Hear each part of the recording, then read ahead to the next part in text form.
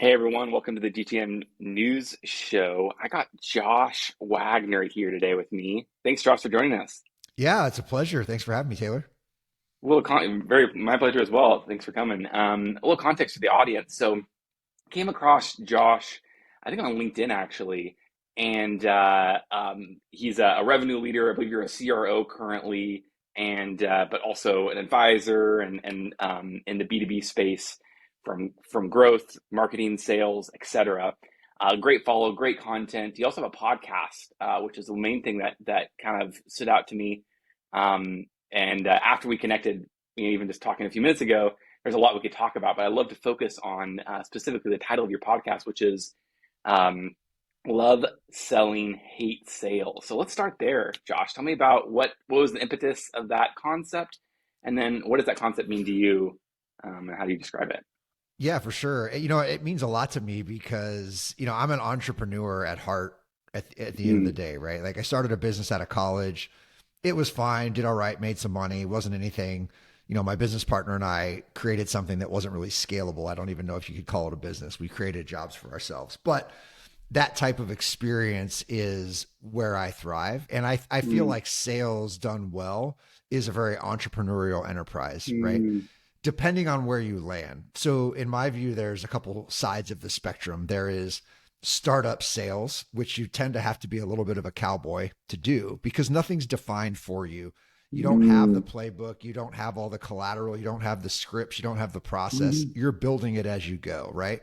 And on the other side of the spectrum, there is, let's say, selling at Oracle, right? Which is very formulaic. Everything is, there's almost white lines painted with which you can play in. Maybe not so much in the upper enterprise, but if you're really selling into SMB mid market, it's all very formulaic. And I love the relationship side of sales. I love talking to people. I love learning about their business. I love diving into their business and building those relationships and learning about those stories. I hate the metrics. I hate the shitty middle management. I hate a lot of those little things that don't seem to work well. Like all the things that, especially in B2B SaaS, that mm. you find you hate about it. That's the stuff that drives me nuts. You teach Yeah. sellers product, you teach them scripts, but you don't teach them what matters, which is having some business acumen and being able to Mm, really have conversations with the people that are leading the departments that they're trying to sell into. So that's a lot of what was the impetus for the show. I wrote an article about it, got a tremendous response. I had been wanting to start a podcast for a while. This was a couple of years ago. And I was like, oh man, this might be it because so many people yeah. were like, yeah, I agree with you, or yeah, you're an idiot. I'm like, perfect. This sounds awesome. You're probably doing something right when you get both of those reactions, Yeah. in my experience. That's super cool. Thanks for sharing and thanks for the background. I think there is a lot I can resonate, especially the entrepreneurial track and even, the skill sets you gain from marketing, sales, from working even in small companies, or, working in a startup and all the things you learn along the way. And great skill sets I know I've leveraged in multiple arenas, and even in my own career. And I think from the sales side too, as well, from uh, from selling, from even there's a passion around that as far as like evangelism. I think what I took from your title is like I love being passionate about things, sharing what I'm passionate about, right? And that evangelism, Mm-hmm. not enough is talked about there, number one. And even like you talk about formulaic, or you talk about trying to find either scalable models. Not a lot of talking about there as far as passion or even expertise around what you're talking about. And then the general business acumen. I mean, I think the biggest problem with marketers and sellers is that we're usually not our buyers, right? We're coming from a perspective that is not usually from where our buyers are coming from. And so, and then I think in general, I'm curious too, is any of the title, come especially from your background and what you've seen, and as you've been involved in different organizations, is any of it stem from the structures of sales that force people to ultimately not have that either entrepreneurial mindset or even just empathy or being able to connect with people, being able to serve people? Well, if you said you listened to some episodes of the show, so you may have heard the phrase "nobody went to school for sales," and even less people went to school for Mm, sales management. mm, So it's not necessarily something that has a lot of definition around it. You've got people who have sat in the seat and done it, and people who have been successful, and then those methodologies just get kind of you think of the coaching tree in football, right? Oh, well, so and so is a really successful chief revenue officer at this company that went from here to here. So then you've got this person's disciples, and then that starts to Mm, get diluted over time and spread out. And it's funny, you talk to salespeople, everything they hate about their boss, they complain about. Oh, these pipeline reports are brutal. Putting stuff in CRM, blah blah blah blah blah. These meetings, and then they get promoted to a frontline manager, and they don't know any better, so they just do the exact same thing, right? mm, So it's just like this cycle that just keeps going on and on and on and on. mm, And what I think sales in general needs is some self awareness, and that's across the mm, entire spectrum of what sales is. You Just because you're good at sales doesn't mean you're going to be successful in every role. So mm, I think I'm pretty good at sales. Great. I'm not going to succeed everywhere I go. Like if mm, I had to go sell microchips to engineers, I'd probably suck. I don't have the right personality. I'm not detail oriented enough. I'm not process driven enough where I could resonate with that persona really well. mm, But selling marketing to marketers, I was pretty good at it, right? Like mm, when that's what I did. So if you think about a lot of things in sales, there are so many things you could potentially sell, even within, let's call it B2B SaaS, which is, the world where I played a lot. There's a lot of things you could do, right? Like we talked about small company, big company. Have enough self-awareness to know I can be a cowboy and I can learn on the fly and I can just go and do and figure shit out. Great. That might be a good environment for you. But if it's not, that's okay. You're not a bad mm, person. If mm, you need some structure and some process and some really, go look at the bigger companies, go look at SalesLoft, go look at Seamless, go look at companies that have built mm, a really good infrastructure that you can just lean into and gain some experience. There's nothing wrong with you if that's a good fit for you.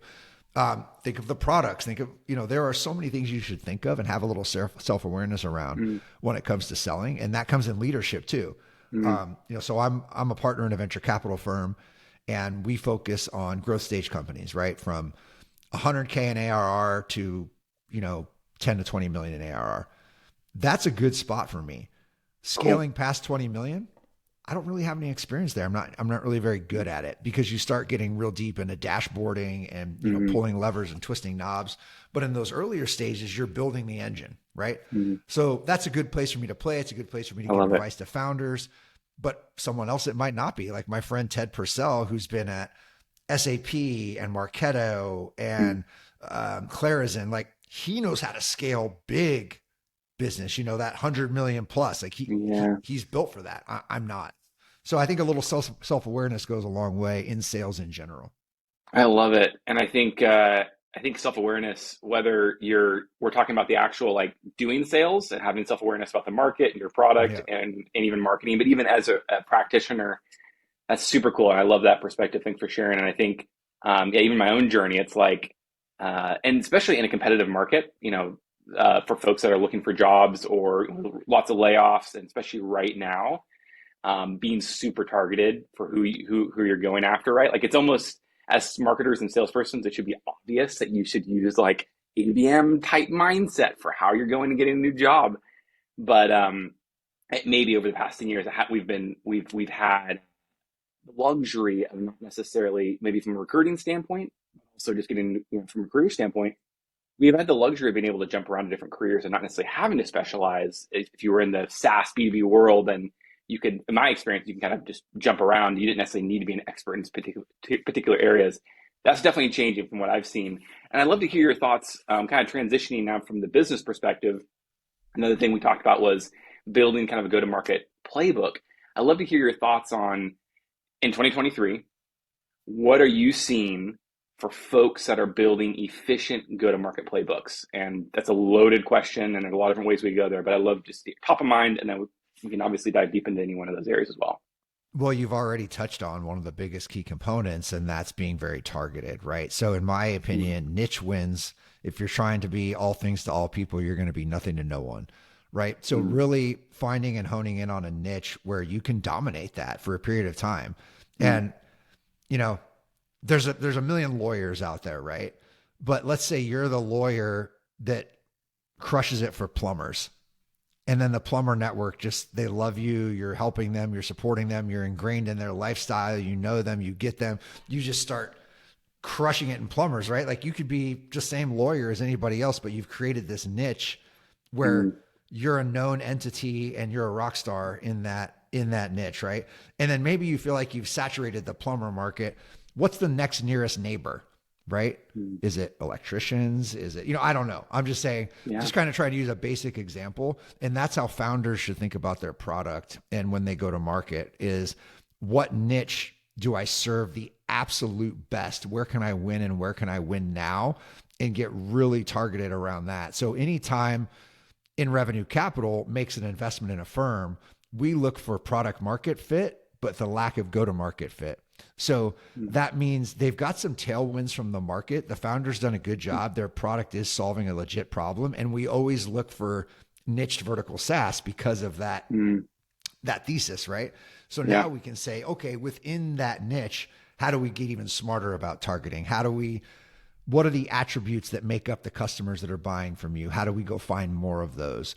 What is that sales cycle going to look like? And that's something that some people don't really necessarily think about when you're thinking about a go-to-market playbook is you could do some customer profiling and you can put some basic data points around it, but you also have to think about, is there a mix in there of short sales cycle, medium sales cycle, long sales cycle? Mm, Because you could just go, now you're starting to build out a sales team and you say, okay, we want to get you out there and start doing stuff. Well, what if you gave them a whole list of accounts that's uh, a year plus sales cycle and you're a startup? You don't have that kind of runway, right? So you really have to think about who you're selling into, what's that sales cycle going to look like, and when you're bringing people in, do they have the chops to go sell into that type of market, right? So if you're a mid market type of product, say you're 50 to 150K, well, where can you move that deal with the highest velocity? That's the start to think of when you think about your go to market playbook. Something people don't really think about is where is the most velocity, and based on stage of company. If you are an upper mid market company and you've got $100 million in revenue, you've got the runway to go chase big enterprise deals, right? mm, But if you're a sub $20 million company, you may not have the runway to mm. go start chasing enterprise deals because it's gonna suck up more resources than you have, and Mm. people don't necessarily think through that.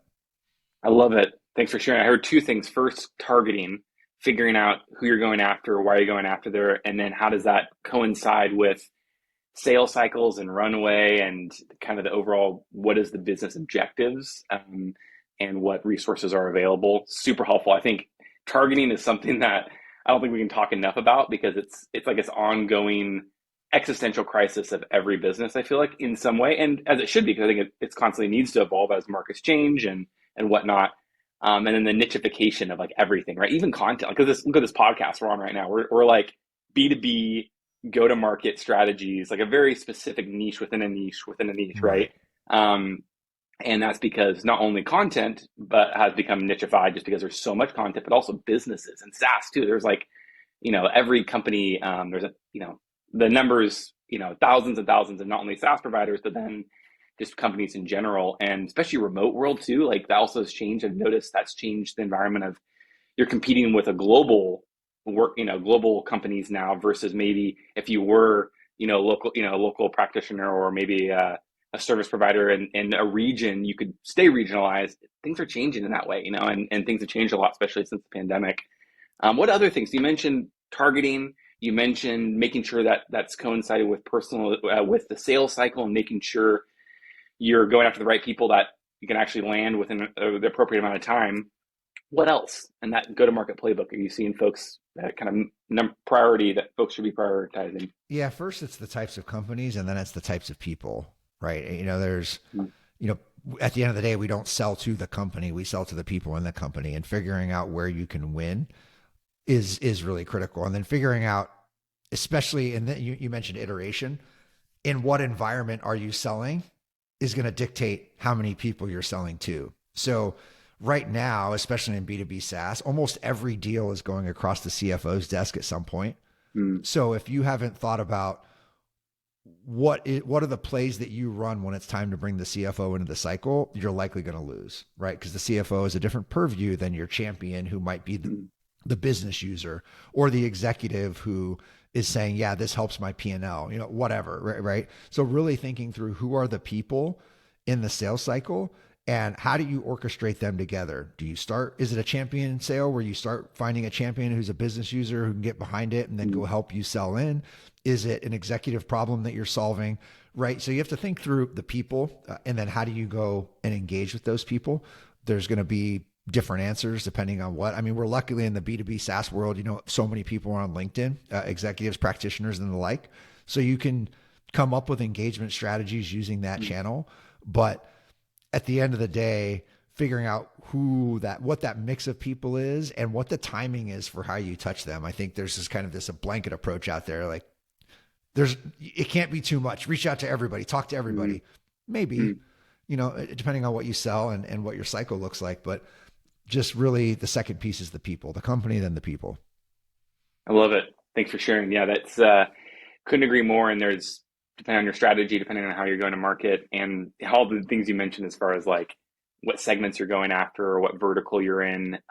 It's a pretty mixed bag from what I've experienced, as far as even benchmarks. I do know, like right now, sales cycles are going longer, to your point, and then probably in conjunction with getting more CFOs involved, and then larger buying groups. Those have definitely gone that way as well. I'm curious from like a customer experience standpoint. Um, Part of listening to your podcast and consuming some of your content, a lot of what I heard was putting ourselves in the buyer's shoes, understanding our buyer. I'd love for you to kind of talk about from like a mindset perspective, especially as we move towards more efficient growth, as people move towards lower multiples, all these different factors.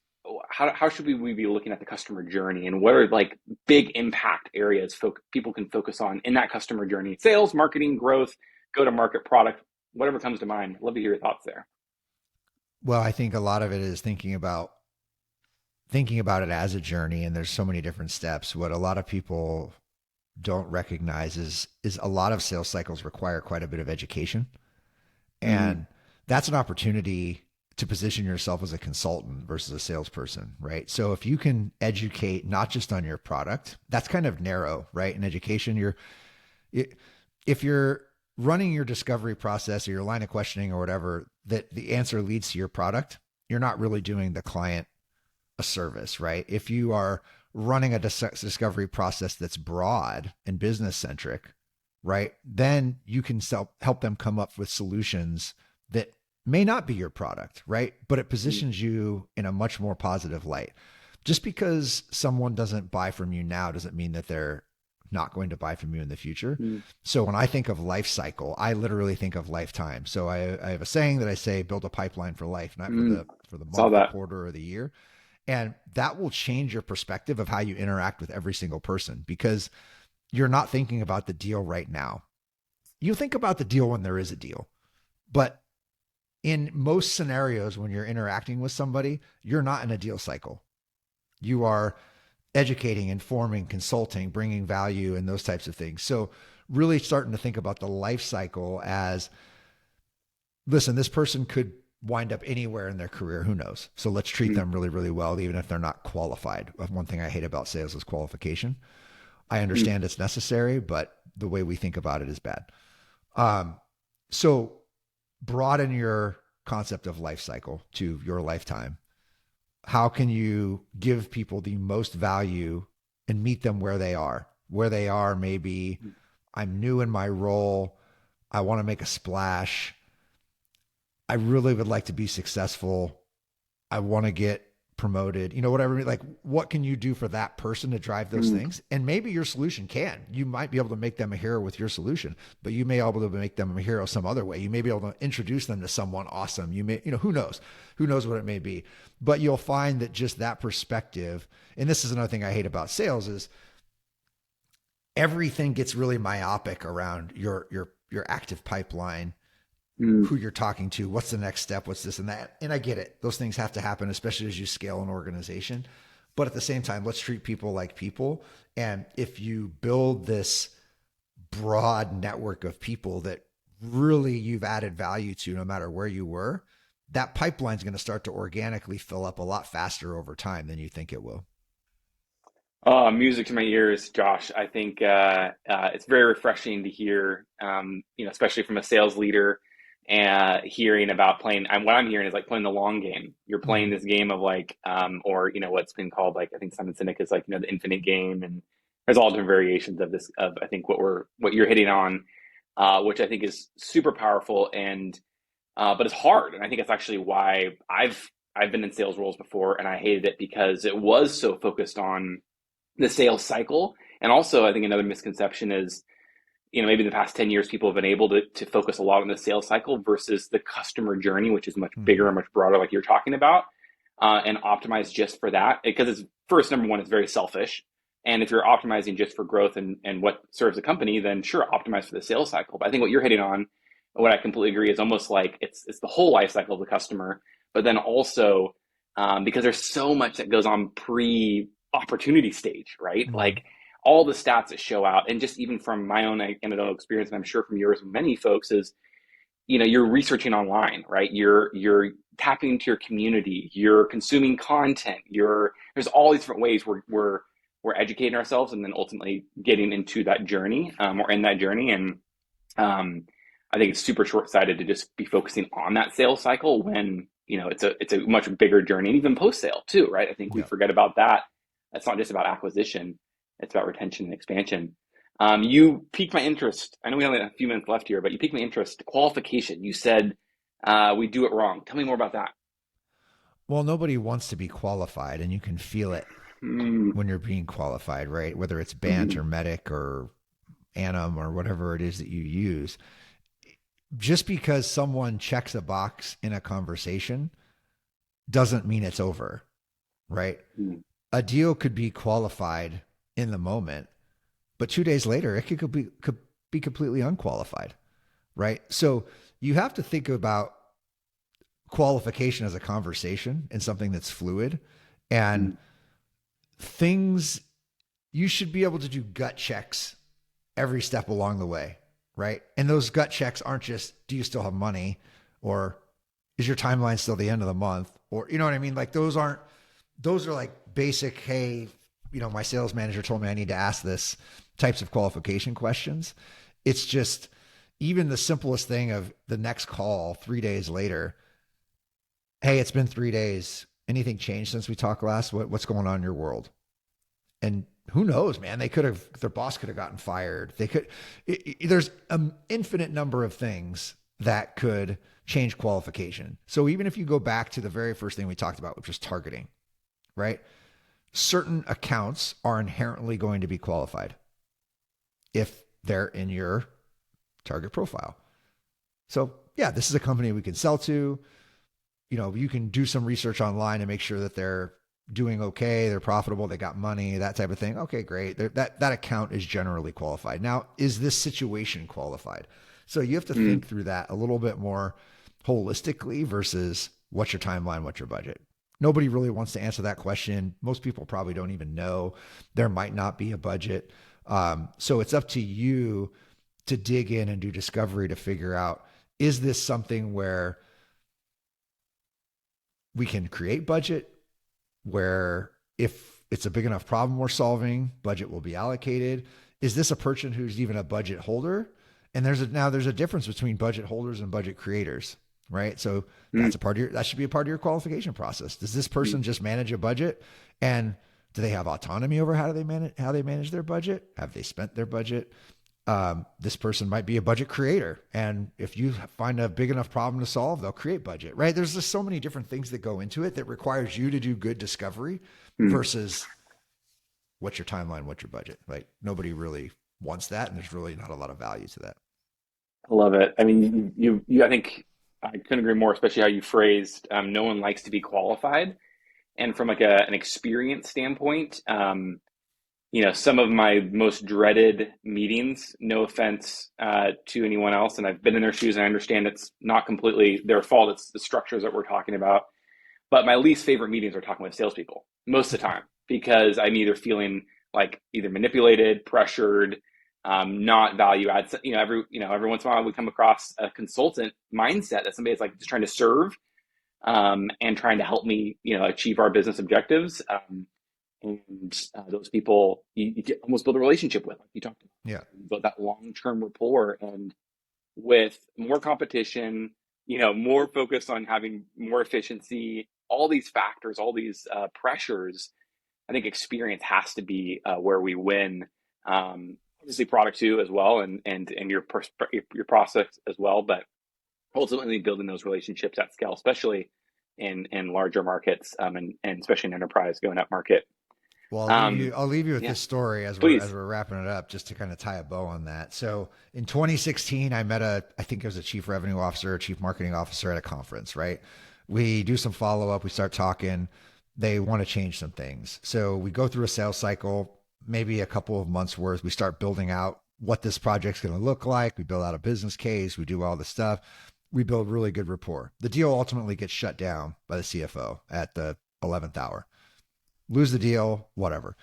But that individual and I'm actually meeting with him next week, when I go on a trip, and he's introducing me to a stable of investors from my firm.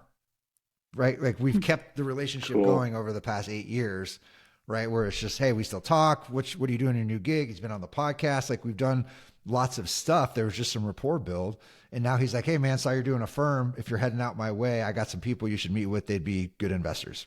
Like that's pipeline for life, right? Like no matter I what you're love it. doing, these people, if you're adding value to them, they're adding value to you, and it's just gonna, all really work out in the end. But I know it's tough to do, and you do have to make sales in order to keep your job. So I get that. But It's a balancing act. yeah, for sure. Thanks, Josh. Thanks for coming on. Super great wealth of wisdom. We'll have to have you on again. How can folks follow you and connect with you? LinkedIn's the best. Just Josh Wagner. I think my thread is Josh Wagner AZ. Lovesellinghatesales.com. You can go to the podcast. Those are probably the two easiest ways. Awesome, Josh. Thanks again for coming on. Talk to you All soon. right. Nice to have. Thank you.